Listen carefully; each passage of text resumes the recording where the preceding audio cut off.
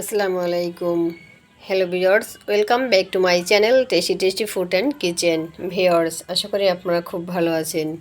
Viewers, আজ আমি এমন একটি রেসিপি শেয়ার করব যা দেখলে আপনাকে আপনার ছোটোবেলার কথা মনে করিয়ে দেবে। হয়তো বা কোথাও বেড়াতে যাওয়ার সময় বাস স্ট্যান্ড, লঞ্চে, গাড়িতে কিংবা ফেরিতে বসে এই মিষ্টি বাদাম কিনে দেওয়ার জন্য বাবা মার কাছে বায়না করেছেন। আপনাকে আর কিনে খেতে হবে না যদি আমার এই রেসিপি পুরোটা একবার দেখে নিন। এই রেসিপিটার অনেক নাম রয়েছে: বাদামের কটকটি, বাদামের ফাটালি, মিষ্টি বাদাম ইত্যাদি।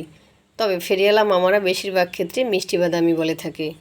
এটা দুই রকমের, গুড় দিয়ে তৈরি করা যায় এবং চিনি দিয়েও তৈরি করা যায়। আজ আমি চিনি দিয়েই আপনাদেরকে তৈরি করে দেখাবো। আর এই রেসিপিটি জানা থাকলে আপনি যে কোনো সময় বাসায় বসে তৈরি করতে পারবেন।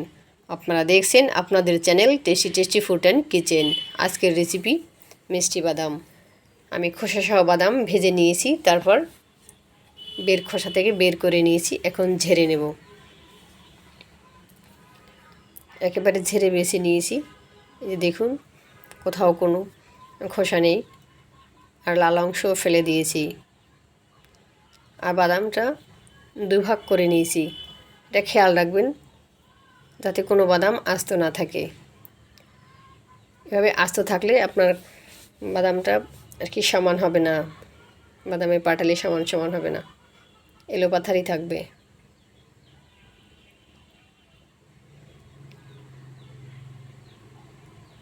এখন আমাকে আরেকটি কাজ করতে হবে। আপনি যেই মোল্ডে এই বাদামের পাটালি ট্রান্সফার করবেন সেই মোল্ডে তেল ব্রাশ করে নেবেন আর বেকিং পেপার বিছিয়ে নেবেন। আমি একটা 7 ইঞ্চি স্কোয়ার শেপের মোল্ড নিয়েছি, বেকিং পেপার বিছিয়ে দিয়েছি। বেকিং পেপার এবং মোল্ডের গায়ে তেল ব্রাশ করে নিয়েছি।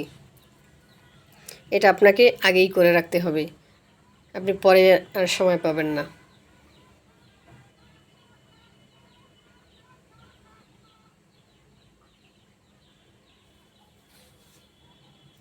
আমি গ্যাসের চুলায় একটি প্যান বসিয়ে দিয়ে দিয়েছি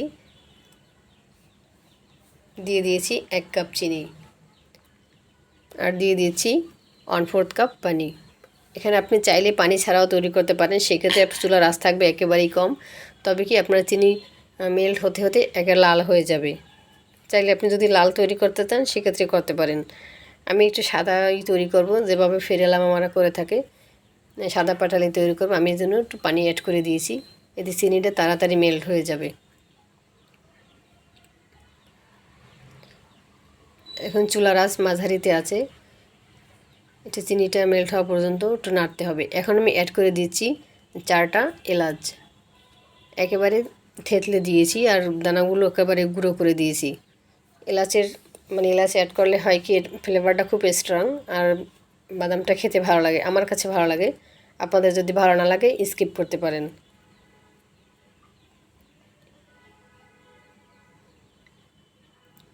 এখন আমি চেক করে নেব যে শিরাটা কীরকম, বাদাম অ্যাড করা যাবে কি না, আর আপনাদেরকেও দেখিয়ে দেব।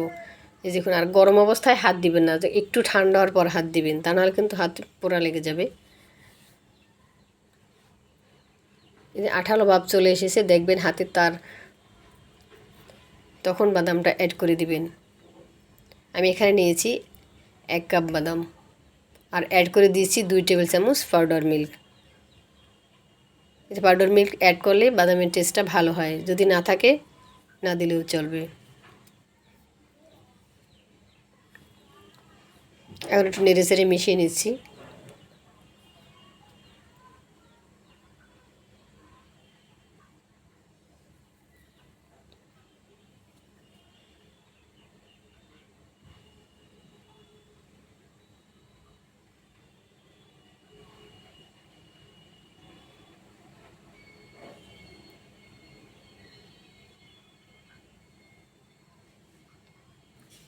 আমি আবার বলে দিচ্ছি, যখন দেখবেন চিনির শিরাটা হাতে নিলে একটু আঠালো আঠালো ভাব হয়, তখন নাকি বাদাম অ্যাড করে দিবেন। আর কোন অবস্থায় আপনি চুলা থেকে নামিয়ে নেবেন তাও বলে দিচ্ছি। এভাবে নাড়তে থাকবেন, যখন দেখবেন আপনার এই স্প্যাচুলায় বা যে কোনো যা দিয়ে নাড়াচাড়া করবেন একটু হার্ড মনে হচ্ছে, তখনই এটা নামিয়ে নিতে হবে। আর চারপাশ থেকে একবারে সাদা বলক চলে আসবে। এই দেখুন চারপাশ থেকে বলক চলে এসেছে, যেমন প্যানের গাও ছেড়ে যাচ্ছে এরকম। এই পাতলা অবস্থায় আপনাকে নামিয়ে নিতে হবে, আর শক্ত হওয়া পর্যন্ত অপেক্ষা করবেন না, তাহলে কিন্তু প্যানের গায়ে লেগে থাকবে। আর এই কাজটা একটু দ্রুততার সাথে করতে হবে। এটা নামিয়ে নিয়েছি আমি। যে মোল্ড তো আগে থেকে রেডি করে রেখেছিলাম, আমি এজন্যই বলেছি আগে থেকেই রেডি করে রাখবেন।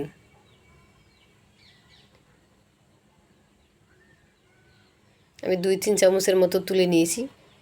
একটু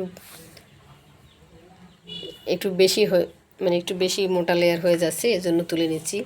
আর এই গরম অবস্থায় আরেকটি কাজ করতে হবে। এই অবস্থায় এই নরম অবস্থায় আপনাকে একটু শেপ দিয়ে নিতে হবে, আপনি যেই শেপে কাটতে চান। কারণ শক্ত হওয়ার পর ইচ্ছা মতো শেপ দেওয়া যাবে না।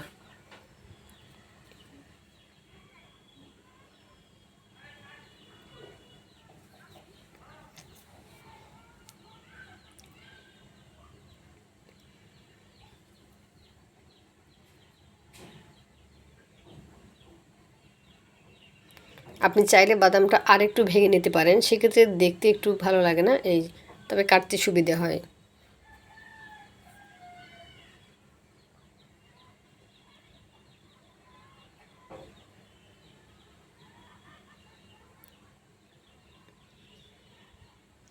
শেপ দিয়ে নিয়েছি, এখন রেখে দেব ঠান্ডা হওয়ার জন্য।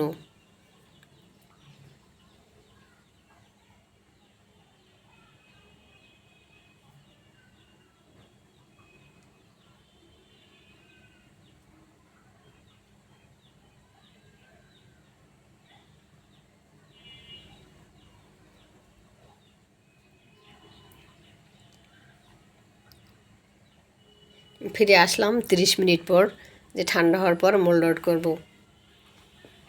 যে ঠান্ডা হতে বেশি সময় লাগে না। এখন চারপাশটা একটু চাকু দিয়ে ছাড়িয়ে দিচ্ছি, যাতে একটু ইজিভাবে মোল্ড আউট করা যায়। একটা প্লেট নিয়েছি, এই প্লেটের উপর মোল্ড আউট করে নেব। দেখলেন তো আমি কিভাবে মোল্ড আউট করলাম।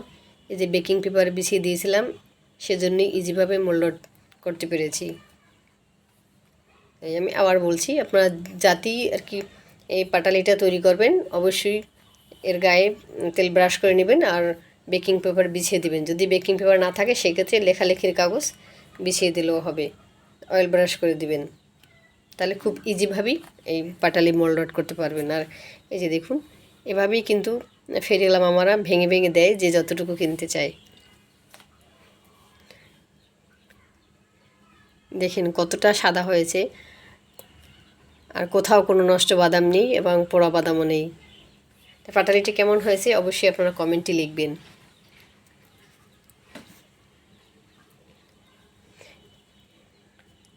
দেখুন, বাসার তৈরি খাবার মামাদের ফেরিওয়ালা মামাদের চেয়ে অনেক গুণ টেস্টি এবং হেলদি।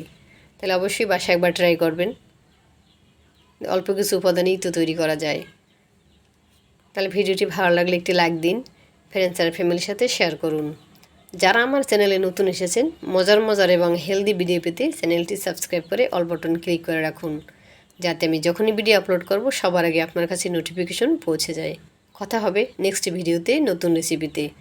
আল্লাহ ততদিন আপনাদেরকে ভালো রাখুক, সুস্থ থাকুন, নিরাপদে থাকুন। দয়া করে খাবারের অপচয় করবেন না।